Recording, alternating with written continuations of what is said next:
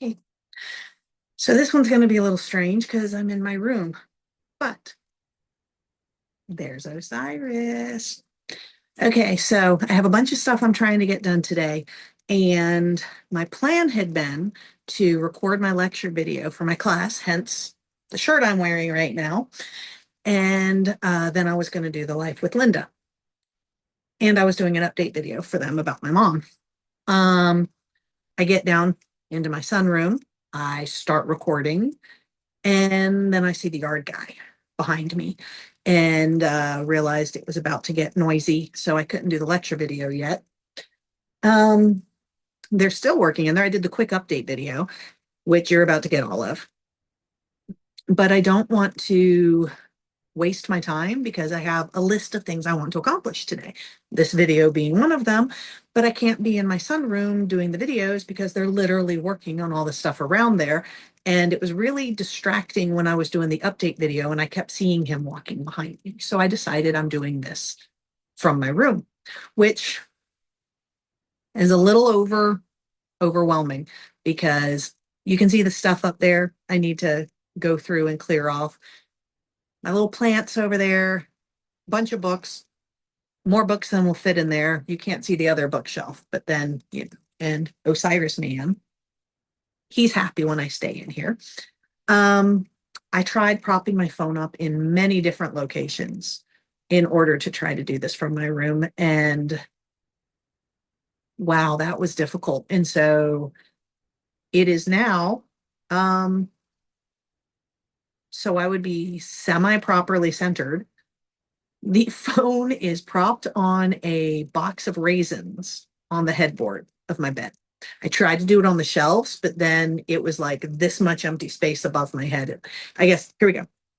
It was like if I was doing the video like that. And that was just weird. So I decided to do this. And kind of want to get this done before Isabel comes home. Yes, my bedroom door is propped open. Normally it's closed, but it's propped open right now. So if somebody shows up, I can see them. Um, anyway, so this Life with Lynda. Trying to decide if I start with the overwhelming part or the positive part first. Yeah, let's try to end with the positive. Okay, so here we go. My brain has been overloaded. I've been pretty much exploding, and Chris gets to get most of the explosion because I stuff everything down. I have done this my entire life, pretty much. That's how I deal with things, is I stuff it down to deal with later. And I am now at 55, rather full. And so it's all just the good part of this is I'm learning I need to stop doing that. And I discuss it with Chris, and we're trying to have a day a week where we can discuss these things, basically, so I can stop piling them up and then exploding them, because that's not fair to anybody. And so I'm working on that. Better positives at the end of this, but I wanted to start with that because of the overwhelming part. Most of this is going to be with my mom. So what's going on with my mom? Anyone who knows me already knows a bunch of the history, so we are not even going to worry about that. We're just going to talk straight up mom. She is, what, 83 now, and her weight is down into the 90s in pounds. So those of you who do kilograms, go ahead and do your quick conversion. I would do it for you, but my brain is overwhelmed, and I can't just do that on the fly. I say that while I'm then going, well, so I guess that the weight would be 9 divided by 2 would be what? Maybe in the 50s, 50 kilos, something like that. But anyway, you can do the conversion. She's very, very skinny. In May 10th is when my mom went to the hospital the first time for this round. And when she was there, they found she had blood clot in her heart. She had pulmonary embolism, the internal bleeding, blah, blah, blah. So they started her on a medication called Eliquis in order to help dissolve the pulmonary embolism. You are supposed to be on this medication for a full 6 months in order to dissolve the blood clot in the lungs. Then, a couple of weeks ago, she's feeling really bad. She sends me a message about it and she's very tired, blah, blah, blah. So she goes to the hospital. She gets to the hospital. They do all their stuff. I head down to Florida for a trip while she's there, thinking, hey, at least she's in the hospital, so she's well taken care of and all that kind of thing. And they think they've got it all stopped, go home. She's home for 3 days and then she's back into the hospital. I'm still in Florida at this time. I'm now back from Florida, and we will just say the messages, texts, voicemails, whatnot are like this. My mom has always done this cycle thing with her. I don't want to say personality because it's not like a DID kind of thing. It's just sometimes she's more friendly, sometimes she's more demanding, sometimes she can be rather not nice. And that's just how it's always been. She's always cycled like this for my entire life. And you get to where you can predict them. But it's happening way faster now. And now there's a lot of confusion in there. And I think there's also fear. There's a whole lot of, whether intentional or not, manipulation tactics and comments and things of this sort. And so it gets overwhelming. We thought that things had been figured out. Then on, can't remember which day it was, sometime this past weekend, they're like, okay, we've done a second endoscopy. We don't see any issues, blah, blah, blah. We're going to put you back on the Eliquis, see how you do. So they put her back on the Eliquis, and within hours, she starts bleeding internally again.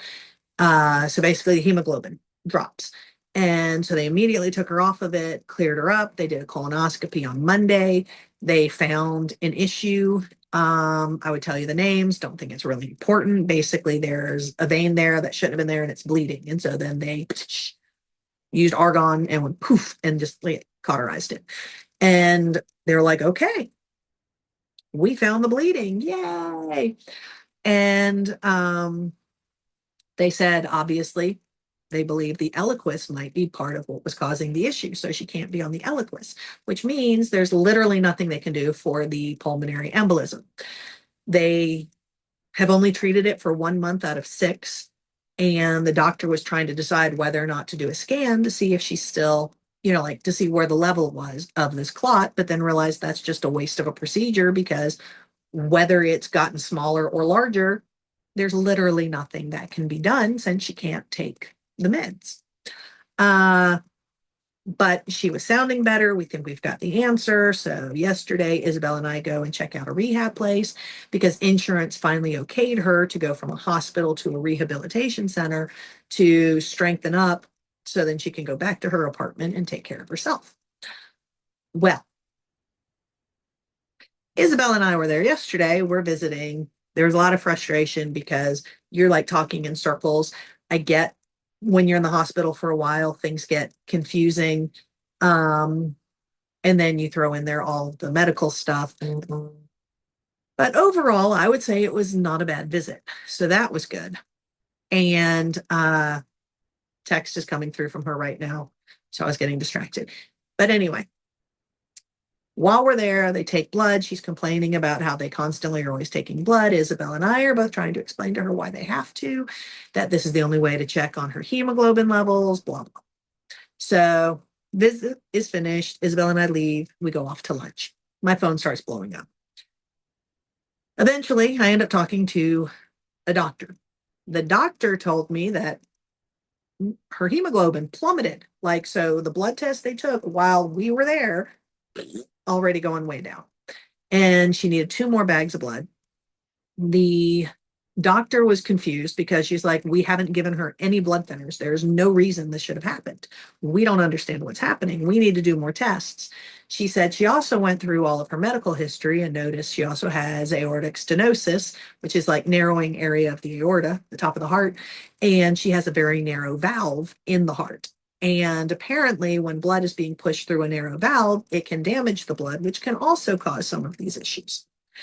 So she said she believes that she might be one of the very few cases of something called Hades syndrome, Heyde apostrophe S syndrome, which the entire thing about it is colonic bleeding and aortic stenosis. So, exactly what she has that we've been going through for years because it's been this crazy cycle. So, the good news is this doctor may have figured out what's going on. Bad news is, what do you do with this? So they're getting the GI doctor together, bringing in the cardiac doctor, and bringing in a hematologist. They need to find out if the blood is being damaged while going through her heart. They need to find out if this is why she keeps having all that bleeding. And then if she does definitely have this syndrome, then the cardiologist has to figure out whether or not she's, I guess the best way to put it is a good candidate for a procedure where they would like do something to try to help the valve open it up. And back in the day, the way to do this would be to crack open the whole chest to reach the heart. Now they have a procedure where they can put it down through the artery, down through the aorta in order to get inside the heart in order to do this valve. But they have to make sure, one, she could handle that. Two, this is going to fix it. And three, whether or not it's even possible. So they're doing more tests on her now. And I think the severity of it hit her last night because the messages I was getting from her, I could tell she was afraid, but I had to step away because of the way the messages were. And to give you an idea, on Sunday, before the procedure on Monday, on Sunday, she's sending me all these messages. I could tell she was scared. I'm responding to her. I'm trying to explain, like, when she says, I don't understand why, I try to answer the why. I told her that, I'm sorry she's going through this. It must be exhausting, blah, blah, blah. She's talking about how tired she is. I told her at 10:30 in the morning, and I say that because she kept saying good night. Uh, I told her, I hope you can get some rest. And she responded with, stop texting me. That hurt. Um, so it took a while for me to respond to her again later on Sunday. She keeps making demands and leaving me voicemails of like, I am your mother. You have to do dot, dot, dot. And that doesn't put me in a good mind frame. But at the same time, I keep excusing a lot of it because I know she's scared. And I can't imagine going through all this, and it's making me try to get a little more serious about what I am putting in my body because I don't want all this too. It's terrifying. And Monday again, thought everything. We thought we had the answer. Yesterday was a great visit, all the way up until after we get all the news. Since then, I have been getting messages of like, hopefully I survived the night. I hope you enjoy your day. And this morning, good morning, I survived the night. Now I prayed the God Almighty will heal me this morning. And then 4 phone calls in a row, like I'm actively doing something, cannot pick up a phone, and just one right after the other. And so I finally sent her a message and I told her, I'm trying to get all of my work done today because I didn't do any work yesterday because I was doing all the other stuff. And I don't know if she realizes that other people's lives also matter. She does say nice things about for the kids, I'm hoping Pax, blah, blah, blah. I hope Isabel, blah, blah, blah. But she just shovels so much on my shoulders. And then I feel guilty because I feel like I should be able to do more, but there's only so much I can do. And I'm trying to learn to care for myself as well. And that's a really hard lesson. And so I have been just, mm, so the emotional aspect of my mother going through all of these medical things is one load. The trying to get everything done is another load because, oh my gosh, I can't even explain her apartment. She was only back from the hospital this time for like 3 days and the place is trashed. So I told Isabel that later this week or next week, we have to go in there and do a thorough cleaning because I don't know what's going to happen. I don't know if she's going to survive, go to rehab, and go back to her apartment, at which point it would be nice for her to go back to a clean apartment. If she's going to survive, go to rehab, and then find she can't live on her own, and then we'll have to pack up the apartment, or she doesn't survive, and I have to pack up the apartment. I don't think I have it in me to clean the whole place and pack it up at the same time. I think that would break me. So I'm trying to plan a good deep cleaning soon. But of course, I can't tell her all of this because that's just going to stress her out. So I just make sure she knows her bird's taken care of. Um, the guilt comments, they're hard. They are really hard to deal with because they work. And I'm trying to take away the power of guilt comments. So, like when she tells me that I have to do XYZ because she's my mother, I remind myself I am an adult and I need to take care of myself as well because pretty much my entire life, I have taken care of everyone I could all around me and kept myself for last. And I'm tired of that. I kind of want it to be okay to take care of myself. And so that's what I'm working on. But it's, I swear, it feels like the universe is going, so you're going to concentrate on yourself. Let's see what else we can throw at you. And that's kind of how it feels right now. Um,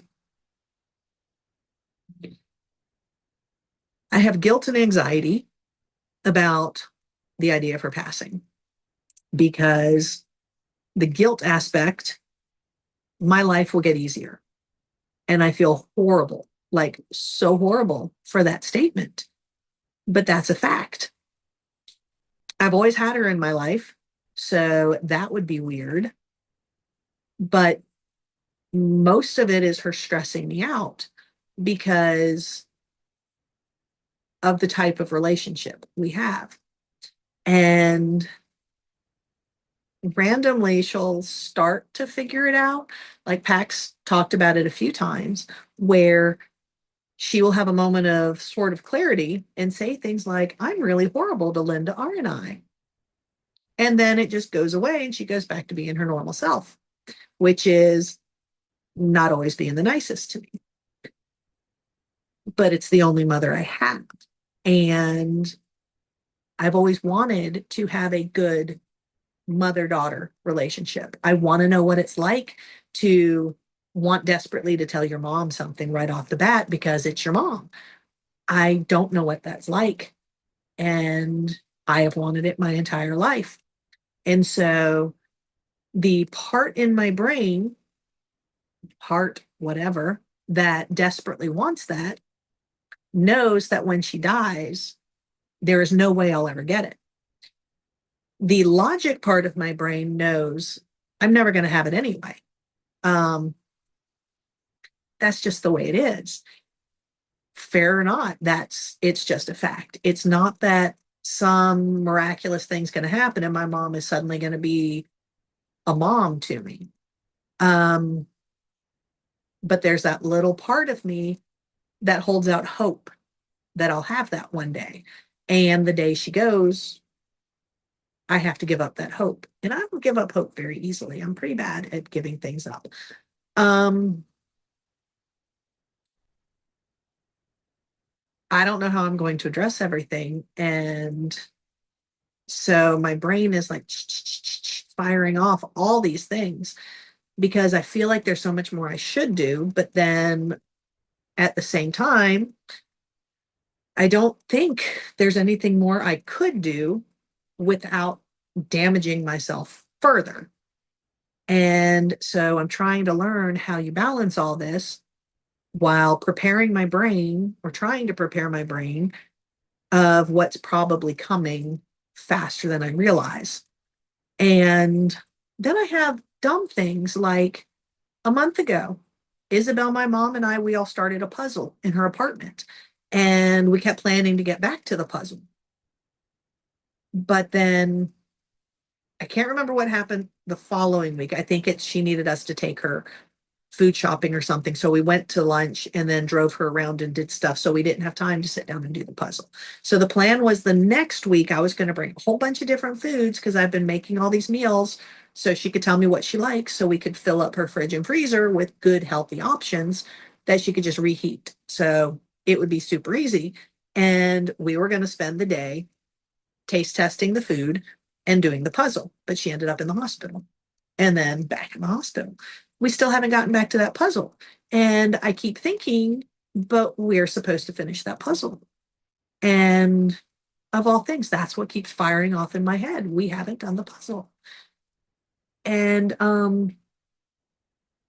so yeah, having issues with that. I think that's enough for that part. And you might think Osiris is gone because you saw his butt a little while ago, but no, he is right there. He is underneath the llama blanket. That's where he likes to nap. So the positive part, because I said we are going to end on a positive part. I'm working very hard on myself and trying really hard to accept that it's okay to be me, just me. Um, After I had the trip in Florida, I was hanging with Jess for a week and I splurged and got 2 nights at a hotel on a beach so I could have one full day to myself. It never really happened because I had to deal with my mom in the hospital and doctors every single day, including the day that was supposed to be nothing. I talked to doctors twice that day, but I still got time to walk on the beach and just be. I desperately need that. So while I was walking on the beach, I started looking at people. And I think for the first time in ages, I looked honestly at people, not with what my eyes and brain decided people looked like, but what they actually looked like. And I discovered there were more people on the beach that looked like me than the perfect little models that live in my head as what is beach. And I noticed a lot of these people wearing bathing suits, as you would expect on a beach, and they're not covered up. And they were okay with it. And they're just walking, enjoying their life in a bathing suit. I've never done that, like ever. And I was thinking when I was like 14 or something that I didn't stay covered up. And I found some old pictures from 1984, and I still had a t shirt over my bathing suit. So it's been well over 4 decades since I've been comfortable enough in my own skin to not have to hide. And that annoys me. And I decided I don't like that. I don't want that. That I want to be able to put on a bathing suit and go to the beach, go in the water, go to the pool, and not have to wear the giant shirt that hangs down. So when I get out, I immediately pull it off me so it's not stuck and I'm, getting all the water out of it. I don't want to do that anymore. I want to put on a bathing suit and go. And so I bought 2 bathing suits. Um, I hated one of them, hated it, but it's still usable under a shirt for now. But some areas, it's going to be better to wear my UV protectant stuff over it anyway to keep from getting sunburned. But I haven't given up. One of them, of all things, is a bikini. And I think I might be able to do it. So I'm going to test it out when we go to Costa Rica. I'm gonna bring it. I'm gonna bring stuff to wear over just in case. But I think I'm gonna try. And um I don't know, kind of exciting the idea that maybe I can not hide and just enjoy a pool or a beach and not feel like I have to be hidden. And I see that as a positive because I'm trying to accept that it's okay to be me. And not only when I'm by myself, because typically I am not 100% me around anybody because it's not safe to be me. It's only safe to be me when I am alone or with my kitties. Um, and so I'm working on it. And had a whole lot more to say. There's like, I was talking to Logan about it and everything, and about how we're taught to hate our bodies. Females are taught to hate our bodies, and it's supposed to be this way and that way. And the part of my body, like I hate this right here. Um, but it's my stomach that I hate the absolute most, that part that just eggs down. And if I could cut it off, I totally would. But I'm trying to reframe the way I see it, where I might think it's a horrible thing, but that stretched out floppy belly housed two human beings. And that's why it got stretched out. And I haven't done the research, but part of the issue might also be the kidney donation because they cut straight through those muscles. And ever since then, I have had the hardest time trying to tighten them back up. And so that might be part of it too. And having kids and giving up a kidney are choices I made that I would make again. If I had to go back in time and say, will I do this? I would do those again without a problem. So if my stomach is the way it is because of those choices, I chose it, you know? So I may as well own it. And so that's what I'm working on now. So I see that as a positive because I'm not immediately dismissing it. So yeah, I think that's it. And I'm kind of done talking. And the way I'm sitting is not the most comfortable, but I'm forcing the not good leg to be bent. Um, so do I get to count this as physical therapy? Anyway, I think that's my entire update for now. And I think hopefully the yard guy's done. So now I can get the lecture video done. So then I can get to grading. And then I will feel like I have accomplished something with today. Yeah, so that's it. And I'm about to say peace out. But first, let's see. There he is. There he is. Okay, that's it. Just wanted to show you Osiris again. And in case you're curious what I kept getting distracted by, I was looking at this shelf. Anyway, and there's the raisins I was propped on. So, peace.